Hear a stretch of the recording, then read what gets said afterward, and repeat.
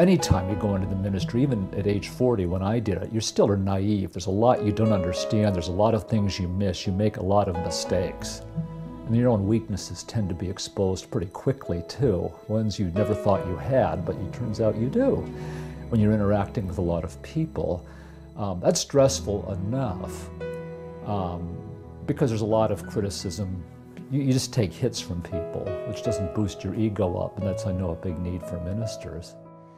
I think an awful lot of pastors don't think in terms of getting away. They feel if I leave, things are going to fall apart, or, you know, I can't miss a Sunday.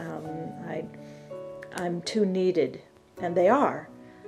But I think what they don't realize is, you know, if Jesus felt a need to get away almost daily by himself, to find out what the Father was saying and to just rest in the Father's presence, you know, how much more do human pastors need to do the same thing? We don't have some big program we're offering. Really, ours is a ministry of listening, loving, and praying. That's what we do. You know, we're not here to be marriage counselors. We're not here to, you know, solve your psychological problems. Well, I feel like we have an amazing facility that God has blessed us with. It's 5 acres, 5+ acres in a beautiful part of New Hampshire. We have a quiet and lovely apartment, completely private entrance, fully stocked kitchen, just a place where all your needs are met and you can just be quiet and sit in God's presence. My wife and I had the opportunity to come up here in this beautiful apartment for several days a year ago, and just found a very quiet place to relax. The woods is beautiful around here.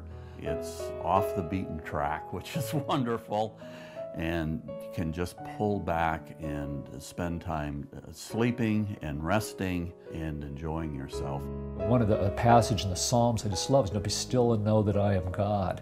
I like Forest Haven to be a place where that will happen for people.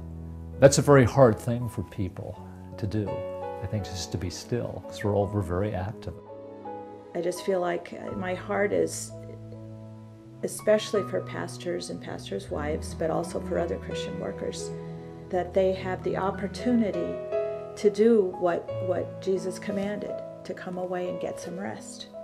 And, you know, God blessed us with, I think, a beautiful place to do that. We love having this ministry. We just love what we're doing. I didn't realize that I was just going on fumes, really, and so the ability to really rest and sleep and not to have anywhere to rush to, the fact that the internet was turned off and my phone didn't work, was all just really a blessing. And so I was glad that we could come, and, you know, most importantly, I sort of have I have a new vision for how to live.